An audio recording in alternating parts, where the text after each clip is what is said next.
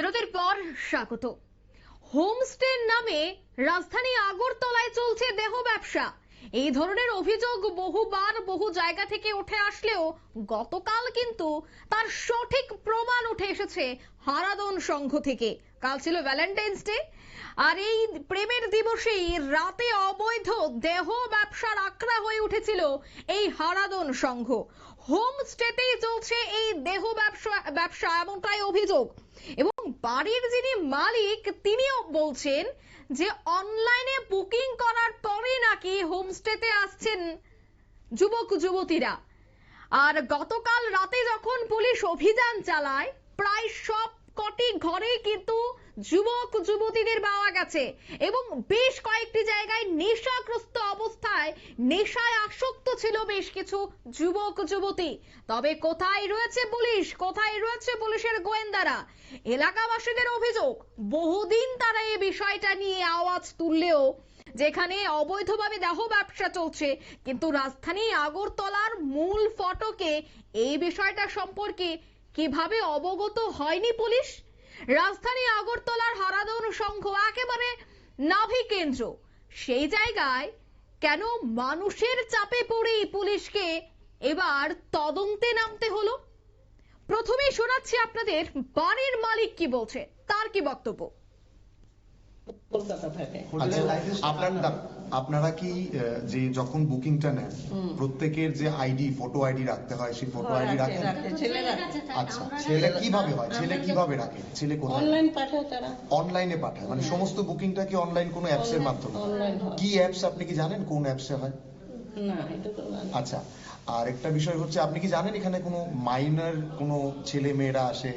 না, মাইনর 18 বছরের নিচে। 18 বছরের উপরে। আজকে দেখা গেছে যে কয়েকজন মাইনর ছিল, মানে এটা কি আপনি জানেন? না, আমি আজকে জানি না। আজকে তো ভ্যালেন্টাইন ডে, আজকের কথা আলাদা, আমি কইতে পারি না, এমনিও জানি না। তবে 18 বছরের নিচে কারোরও ভাড়া দেয় না। আচ্ছা, তাহলে আপনি কিছুই জানেন না, কিন্তু আপনার ছেলে জানে কলকাতা থেকে ব্যবসা করছে। কলকাতা এখানেই ছিল। আচ্ছা, কবে গেছে? কবে গেছে? গেছে ডিসেম্বরে। ডিসেম্বরে গেছে, মানে এই গত 2 মাস বা 3 মাস ধরে ব্যবসা? জানুয়ারিতে গেছে, ডিসেম্বরে কই, জানুয়ারির 5 তারিখ গেছে। আচ্ছা, কি নাম আপনার ছেলের? অনির্বাণ দে। অনির্বাণ দে। কি করে উনি? ও তো টিসিএস এর চাকরি করে। TCS officer? কি ও কোন জায়গায় আছে পোস্টিং? এখন কলকাতায়, ও লন্ডনে ছিল। না, টিসিএস কোন টিসিএস, মানে ত্রিপুরা সিভিল সার্ভিস না টাটা কনসালটেন্সি? আচ্ছা আচ্ছা, ওকে, টাটা কনসালটেন্সি, মানে ইঞ্জিনিয়ার। হ্যাঁ ওকে ওকে, ইঞ্জিনিয়ার, তারপরে এমডি করেছে। ও অনেক কিছুতেই আছে, কিন্তু এখন লন্ডন থেকে কলকাতায় ওকে ট্রান্সফার করেছে। এটা কি বৈধভাবে হচ্ছে? আপনি কি মনে করছেন এটা বৈধভাবে হচ্ছে? বৈধভাবে আমার ছেলেকে তো আমি বারবার জিজ্ঞেস করি, ও তো বলছে বৈধভাবে। ওর সব কাগজপত্র আছে, সবকিছু করে নিয়েছে। কাগজপত্র তারপরেও আমি না করছি যে এরকম, আমি দেখছি তো যে এরকম একটা মেয়ে বুকিং করে তারপরে সঙ্গে ছেলেও আসে। এগুলি তো আমি তো যাই না, আমরা কেউ দেখি না। এটা অনলাইন বুকিং হয়, আর একটা ছেলে আছে, ও পরিষ্কার। এখন পাড়ার যেটা অভিযোগ যে এইভাবে একটা অসামাজিক কাজ হচ্ছে, মানে অবৈধভাবে এসে থাকা বা বৈধভাবে আপনারা যেটা বলছেন রেজিস্ট্রেশন। আমি আমার ছেলেকে জিজ্ঞেস করেছি, ও বলেছে ওদের কোর্ট ম্যারেজ আছে, কাগজ ওকে পাঠিয়েছে। কোর্ট ম্যারেজের সার্টিফিকেট ওকে পাঠায়, তারপরে ও বুকিং নেয়। আমাকে বলেছে। আপনি কি বলবেন একজন মহিলা হিসেবে, যখন একটা কম বয়সী মেয়ে আর একটা ছেলে এসে যখন থাকছে, না আমার তখন এটাকে আপনি কি বলবেন? না, আমার পছন্দ না। এটা আমি বলবো এটা ঠিক না। এটাই তো হচ্ছে এখানে। আচ্ছা, আপনাদের হোটেলটা কত বছর ধরে, মানে এটা কি হোটেল না হোমস্টে? হোমস্টে। হোমস্টে, আচ্ছা, এটা কত বছর ধরে? এটাতে ভাড়া আছে 5-6টা ঘর ভাড়াও আছে, মান্থলি ভাড়া। মান্থলি?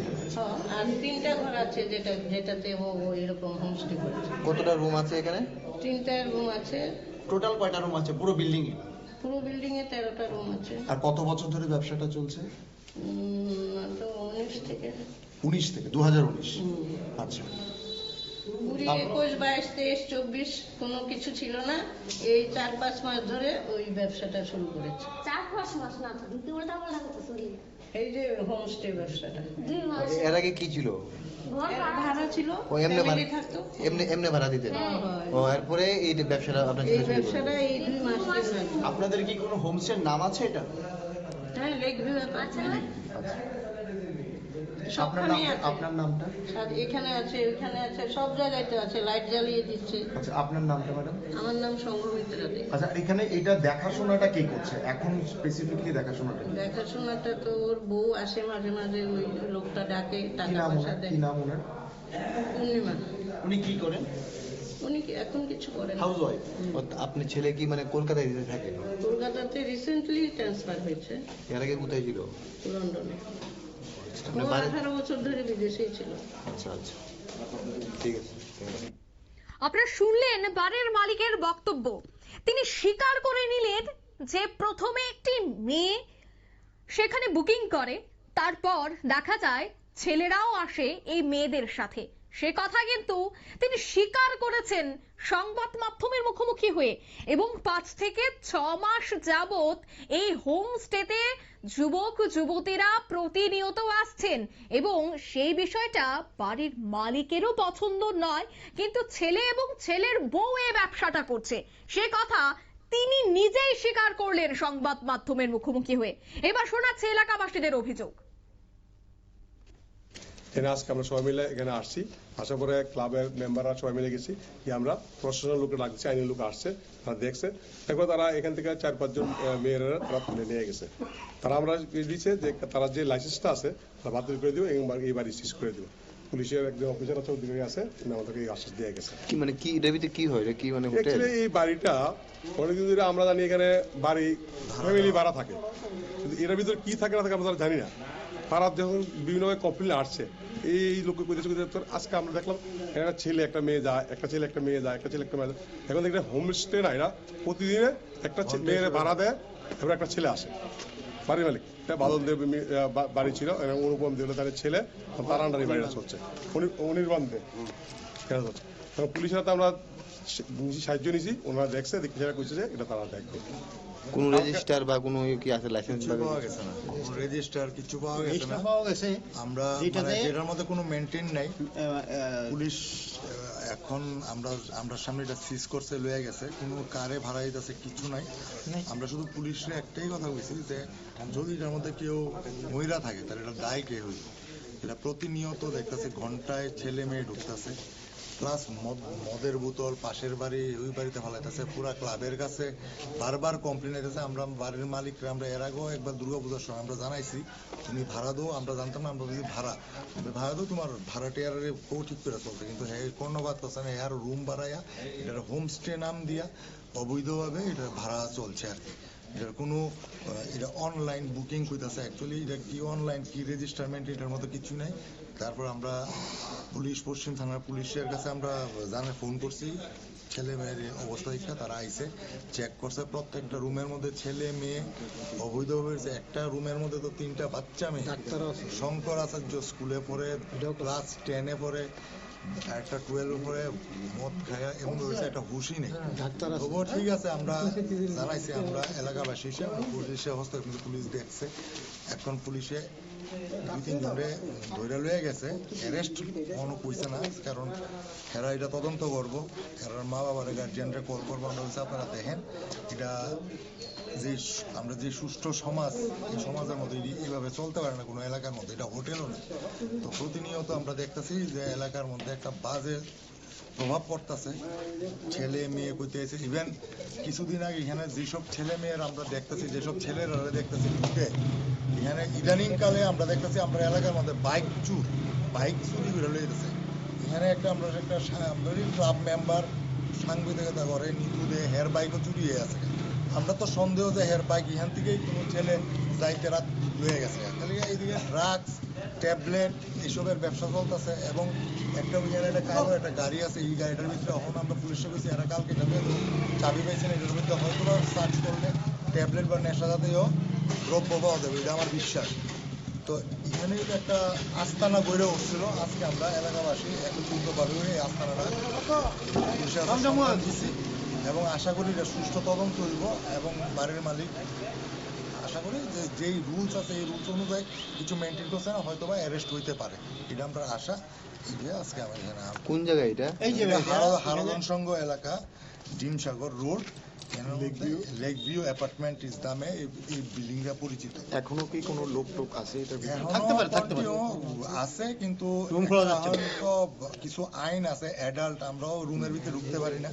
যতটুকু দেখা গেছে যে প্রত্যেকটা রুমের মধ্যেই ছেলে মেয়ের আজকে আড্ডা। তারা কোথাও আজকে ভ্যালেন্টাইন ডে হিসেবে এরা রুম ভাড়া নিছে, ঘন্টা কেউ রাত্র এভাবে নিছে। যাই হোক, আজকে রাত্র হয়ে আছে, আমরা কালকে বাড়ির মালিকরা আমরা ক্লাবে ঢাকাইয়া যেমন এমন ধরনের ভাড়া যদি দেয় আমরা এটা মাইনা নিতাম না। আমরা এটা বন্ধ করানোর আমরা একদম চেষ্টা করব। যদি ঘর ভাড়া দিয়ে থাকে এমনি ফ্যামিলি ভাড়া, এটা ঠিক আছে, প্রত্যেকটা বাড়িতে আছে, কিন্তু এইসব ভাড়া একটা এলাকার মধ্যে। আপনারা শুনলেন এলাকাবাসীদের অভিযোগ। তারা বলছে যে এমনও বহু রুম রয়েছে যেখানে নাবালিক মেয়েরা রয়েছে এবং প্রতিনিয়ত এখানে নেশার আখড়া, তার সাথে ঘন্টায় ঘন্টায় টাকা দিয়ে বুক করা হয় এই হোমস্টেটি। এবং এর আগেও দুর্গাপূজার সময় বাড়ির মালিককে ডেকে এই বিষয়টা নিয়ে অবগত করানো হয়েছিল, কিন্তু তারপরেও যে কে সেই একই ঘটনা ঘটলো। অন্যদিকে আরো একটা অভিযোগ যে পুলিশের প্রতিনিয়ত টহল রয়েছে রাজধানী আগরতলায়, একেবারে হারাধনু সংঘ জনবহুল একটা জায়গা, এবং এই লেকচুমনি এলাকায় প্রতিনিয়ত পুলিশ বসে থাকে, কিন্তু তারা সেখানে বসে কি করছে, কিভাবে চলছে অবৈধভাবে এই ধরনের আখড়া, কিভাবে গড়ে উঠছে এই হোমস্টের পেছনে দেহ ব্যবসা, তবে কোথায় রয়েছে গোয়েন্দারা?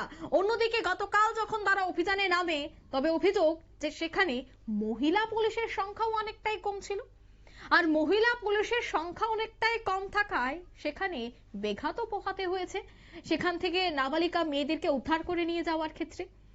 তবে আরো একটা অভিযোগ এই মুহূর্তে রয়েছে যে বাড়ির মালিককে জিজ্ঞাসাবাদ করা হয়েছে, কিন্তু এই ঘটনা এখনো পর্যন্ত কাউকে গ্রেফতার করা হয়নি। তবে কেমন, এবার দেখার বিষয় যে এই সংবাদ সম্প্রচার এবং এই পুরো ঘটনা যখন চাউর হয়েছে, তারপর এই সমস্ত ব্যবসার বিরুদ্ধে এবং যারা এই ব্যবসার সাথে জড়িত রয়েছে তাদের বিরুদ্ধে কি ধরনের পদক্ষেপ গ্রহণ করে সেটাই দেখার। নিয়ে নিচ্ছে এই মুহূর্তে ছোট্ট একটি বিজ্ঞাপন বিরতি।